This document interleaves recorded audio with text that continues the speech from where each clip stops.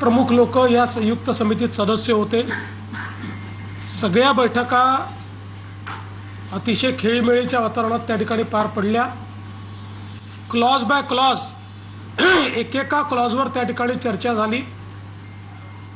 ज्या सुधारणा विरोधकांनी सुचवल्या त्यातल्या ज्या योग्य होत्या त्या त्याच क्षणी समितीचे अध्यक्ष श्री चंद्रशेखर बावनकुळे यांनी स्वीकारल्या आणि त्यानंतर अंतिम ड्राफ्टचं वाचन देखील झालं समितीपुढे आणि तो ड्राफ्ट मान्य करण्यात आला।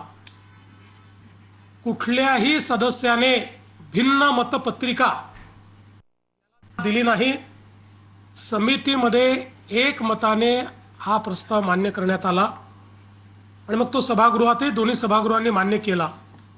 त्याच्यामध्ये अमान्य करण्यासारखं काहीच नव्हतं, म्हणूनच विरोधकांनी देखील त्याच्यामध्ये त्या ठिकाणी सहकार्य केलं। हे ठीक आहे की नंतर कदाचित काही दबाव त्यांच्यावर आला आणि त्या दबावामुळे बाहेर त्यांनी वेगळी भूमिका घेतली, पण मी आजही सांगतो की छातीवर हात ठेवून जर विरोधकांनी या ठिकाणी सांगितलं तर याच्यामध्ये ते कुठल्याही प्रकारची त्रुटी काढू शकत नाहीत।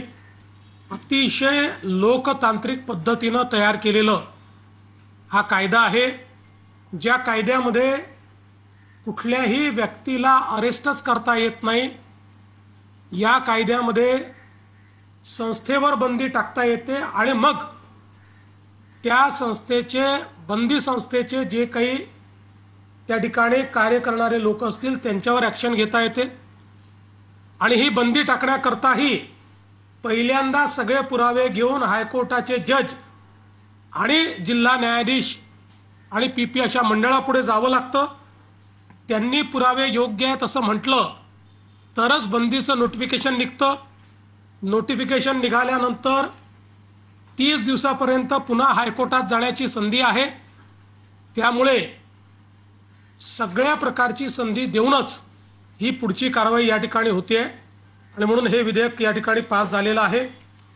याच्या व्यतिरिक्त काही अजून महत्त्वाचे विधेयक देखील या ठिकाणी आपण मंजूर केले आहेत, ज्याच्यामध्ये नाशिक त्र्यंबकेश्वर कुंभमेळा प्राधिकरण तयार करण्याचं विधेयक आपण केलं आहे। हे प्राधिकरण पहिल्यांदाच आपण ज्या प्रकारे प्रयागराज कुंभमेळा प्राधिकरण आहे, ज्या प्रकारे उज्जैन कुंभमेळा प्राधिकरण आहे, तसं महाराष्ट्रात आतापर्यंत असं प्राधिकरण नव्हतं। पहिल्यांदाच हे प्राधिकरण तयार करण्याचा निर्णय आपण घेतलेला आहे। या व्यतिरिक्त गडचिरोली जिल्हा खनिकर्म प्राधिकरण विधेयक देखील आपण मंजूर केलं आहे। या विधेयकामुळे गडचिरोलीमध्ये लोह खनिजाच्या ज्या खाणी आहेत त्या सरकारच्या या आपल्या कॉर्पोरेशनकडे आपल्याला घेता येतील आणि जे काही उत्खनन करून उचित भावामध्ये आपल्याला त्या ठिकाणी एक स्टीलची इकोसिस्टीम तयार करता येईल, या दृष्टीनं हे एक अत्यंत महत्त्वाचं अशा प्रकारचं विधेयक आहे।